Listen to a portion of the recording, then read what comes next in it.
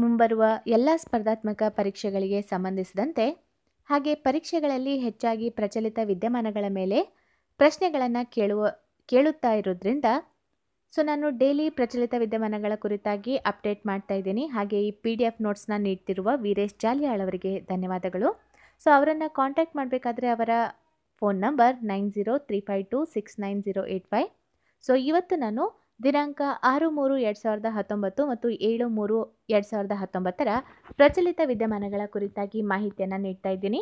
ಹಾಗೆ ನಮ್ಮ ಚಾನಲನ್ನು ಸಬ್ಸ್ಕ್ರೈಬ್ ಮಾಡೋದನ್ನು ಮರಿಬೇಡಿ ಹೆಚ್ಚಿನ ಅಪ್ಡೇಟ್ಸ್ಗಳಿಗಾಗಿ. ಹಾಗಾದರೆ ಪ್ರಾರಂಭಿಸೋಣ. ಆಜಾದಿ ಕೆ ದಿವಾನಿ ಮ್ಯೂಸಿಯಂ ಉದ್ಘಾಟನೆ. ಈ ಮ್ಯೂಸಿಯಂ ಇರುವ ಸ್ಥಳ ಕೆಂಪುಕೋಟೆಯ ಆವರಣ, ನವದೆಹಲಿ. ಈ ಒಂದು ಮ್ಯೂಸಿಯಂ ಅಥವಾ ವಸ್ತು ಸಂಗ್ರಹಾಲಯವನ್ನು ಭಾರತದ ಪುರಾತತ್ವ ಸರ್ವೇಕ್ಷಣಾ ಸಂಸ್ಥೆ ನಿರ್ಮಿಸಿದೆ. ದೇಶದ ಸ್ವಾತಂತ್ರ್ಯಕ್ಕಾಗಿ ಹೋರಾಡಿದ ವೀರ ನಾಯಕರು, ಸೈನಿಕರು, ಕೆಚ್ಚೆದೆಯ ಮಹಿಳಾ ಸ್ವಾತಂತ್ರ್ಯ ಯೋಧರು ಮತ್ತು ಶೌರ್ಯಶಾಲಿ ಮಕ್ಕಳ ಸ್ವಾರ್ಥರಹಿತ ತ್ಯಾಗಗಳಿಗೆ ಈ ವಸ್ತು ಸಂಗ್ರಹಾಲಯ ಗೌರವ ನೀಡುತ್ತದೆ. ಜಲವಳ್ಳಿ ವೆಂಕಟೇಶ್ ರಾವ್ ನಿಧನ ಹೊಂದಿದ್ದಾರೆ. ಇವರು ಹೊನ್ನಾವರದ ಹಿರಿಯ ಯಕ್ಷಗಾನ ಕಲಾವಿದರಾಗಿದ್ದರು. ವಾಯುಮಾಲಿನ್ಯ ವರದಿ 2019. ಈ ವಾಯುಮಾಲಿನ್ಯ ಅದರ ಮೇಲೆ ಅಧ್ಯಯನ ನಡೆಸುವ ಸಂಸ್ಥೆ ಅಂದರೆ ಗ್ರೀನ್ ಪೀಸ್ ಆಗ್ನೇಯ ಏಷ್ಯಾ ಸಂಸ್ಥೆ. 2019ನೇ ಸಾಲಿನ ವರದಿಯ ಪ್ರಮುಖ ಅಂಶಗಳೆಂದರೆ ವಿಶ್ವ ಆರೋಗ್ಯ ಸಂಸ್ಥೆಯ ವಾಯು ಗುಣಮಟ್ಟ ಮಾನದಂಡ PM 2.5 ಮಟ್ಟಕ್ಕಿಂತ ಹೆಚ್ಚಿದ್ದರೆ ಅದು ಆರೋಗ್ಯಕ್ಕೆ ಹಾನಿಕರ ಎಂದು ದಂಡಿಸಿದೆ. ದೆಹಲಿ ಜಗತ್ತಿನ ಅತಿ ಹೆಚ್ಚು ಮಾಲಿನ್ಯದಿಂದ ಕೂಡಿದ ರಾಜಧಾನಿ ಎಂಬ ಕುಖ್ಯಾತಿ ಪಡೆದಿದೆ.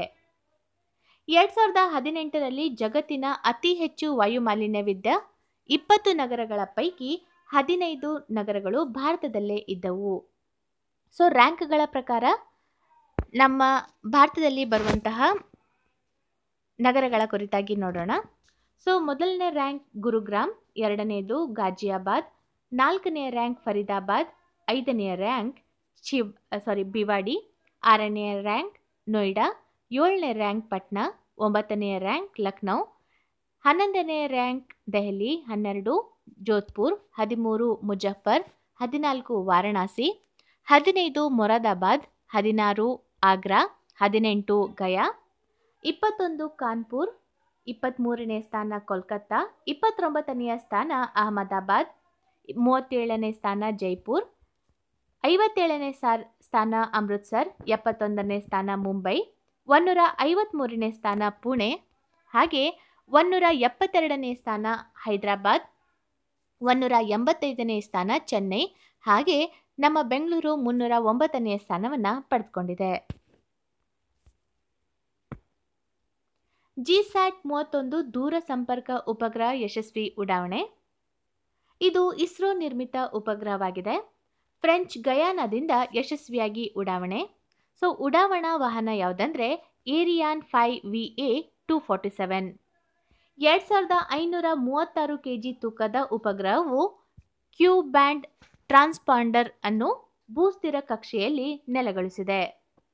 ಈಗಾಗಲೇ ಕಕ್ಷೆಯಲ್ಲಿ ಕಾರ್ಯನಿರ್ವಹಿಸುತ್ತಿರುವ ಉಪಗ್ರಹಗಳಿಗೆ ಪೂರಕವಾಗಿ ನಿರಂತರ ಸೇವೆಯನ್ನು ಈ ಉಪಗ್ರಹ ಮಾಡಲಿದೆ. ದ್ವೇಷಪರಾಧ ವರದಿ 2018. ಇದನ್ನು ಬಿಡುಗಡೆ ಮಾಡಿದವರು ಆಮ್ನೆಸ್ಟಿ ಇಂಟರ್ನ್ಯಾಷನಲ್ ಸಂಸ್ಥೆ. ಈ ವರದಿಯ ಪ್ರಮುಖ ಅಂಶಗಳೆಂದರೆ 2018ರಲ್ಲಿ ಒಟ್ಟು 218 ಪ್ರಕರಣಗಳು ದಾಖಲಾಗಿದೆ. ಅತಿ ಹೆಚ್ಚು ಅಪರಾಧದ ವರದಿ ಉತ್ತರ ಪ್ರದೇಶ ಅಂದರೆ 57 ಅಪರಾಧ ಪ್ರಕರಣಗಳು ದಾಖಲಾಗಿದೆ. ಎರಡನೆಯ ರಾಜ್ಯ ಗುಜರಾತ್ 52 ಪ್ರಕರಣಗಳು. ಕರ್ನಾಟಕದಲ್ಲಿ ಒಟ್ಟು 8 ಅಪರಾಧದ ವರದಿ ದಾಖಲಾಗಿದೆ. ಯಾವಾಗ ಅಂದರೆ 2017ರಲ್ಲಿ 15 ಪ್ರಕರಣಗಳು, 2016ರಲ್ಲಿ 7 ಪ್ರಕರಣಗಳು, 2015ರಲ್ಲಿ 4 ಪ್ರಕರಣಗಳು ದಾಖಲಾಗಿದೆ.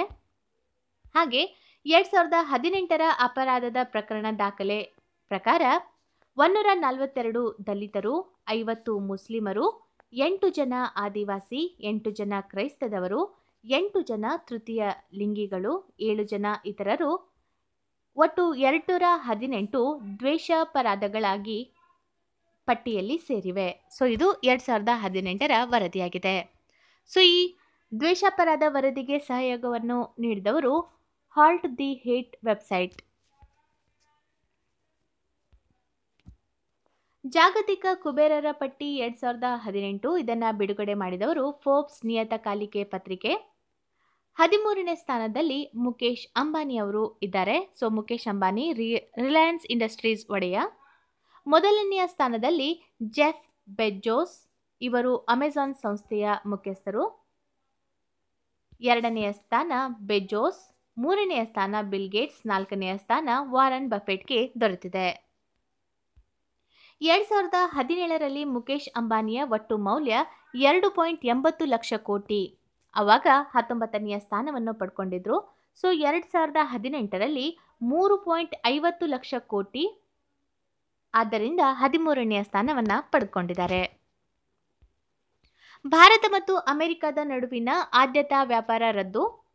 ಸೊ ಅಮೆರಿಕದ ಅಧ್ಯಕ್ಷ ಡೊನಾಲ್ಡ್ ಟ್ರಂಪ್ ಈ ನಿರ್ಧಾರವನ್ನ ಕೈಗೊಂಡಿದ್ದಾರೆ.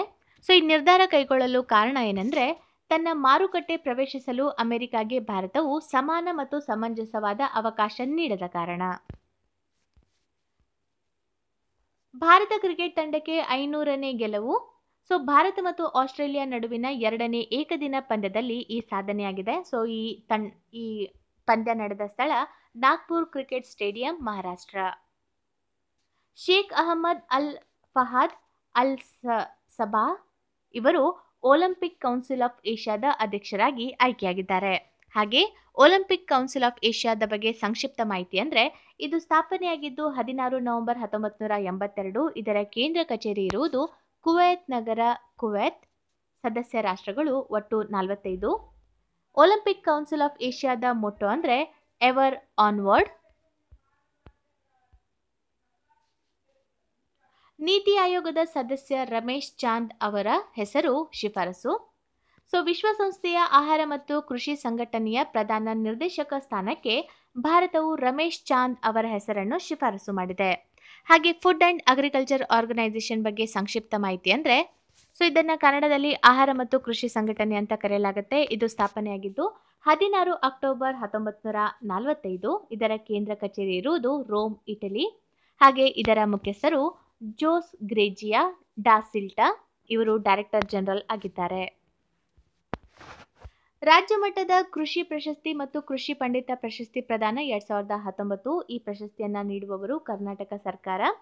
ಸೊ ಈ ಕೃಷಿ ಪ್ರಶಸ್ತಿ ಕೃಷಿ ಉತ್ಪಾದನೆಯಲ್ಲಿ ಗಮನಾರ್ಹ ಹೆಚ್ಚಳಕ್ಕೆ ಕೊಡುಗೆ ನೀಡಿ ರಾಜ್ಯ ಮಟ್ಟದ ಆಯ್ದ ಬೆಳೆಗಳಲ್ಲಿ ಅತ್ಯಧಿಕ ಇಳುವರಿ ಪಡೆದು ಬೆಳೆ ಸ್ಪರ್ಧೆಯಲ್ಲಿ ವಿಜೇತರಾದ ಪ್ರಗತಿಪರ ರೈತರಿಗೆ ಈ ಕೃಷಿ ಪ್ರಶಸ್ತಿಯನ್ನ ನೀಡಲಾಗುತ್ತೆ.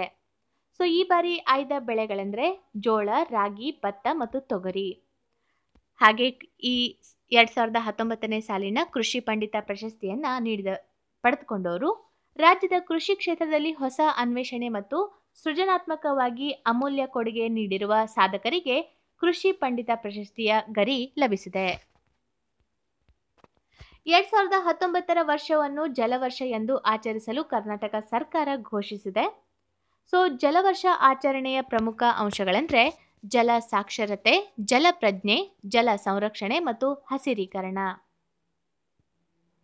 So hashtag Jalamrutha, hashtag 2019 year of water. ಯುವ ವಿಜ್ಞಾನಿ ಕಾರ್ಯಕ್ರಮ ಅಂದರೆ ಯಂಗ್ ಸೈಂಟಿಸ್ಟ್ ಪ್ರೋಗ್ರಾಮ್, ಇದನ್ನು ಆಯೋಜಿಸಿದವರು ಇಸ್ರೋ. ಇಸ್ರೋ ಅಂದರೆ the Indian space research organisation. ಭಾರತದಾದ್ಯಂತ 100ಕ್ಕೂ ಅಧಿಕ ವಿದ್ಯಾರ್ಥಿಗಳನ್ನು ಆಯ್ಕೆ ಮಾಡಿ ಉಪಗ್ರಹ ನಿರ್ಮಿತ ಕುರಿತು ಸಂಪೂರ್ಣ ಮಾಹಿತಿ ಜೊತೆಗೆ ಇತರ ವೈಜ್ಞಾನಿಕ ವಿಷಯಗಳ ಕುರಿತು ಮಾಹಿತಿ ಒದಗಿಸುವ ಕಾರ್ಯಕ್ರಮ ಇದಾಗಿದೆ.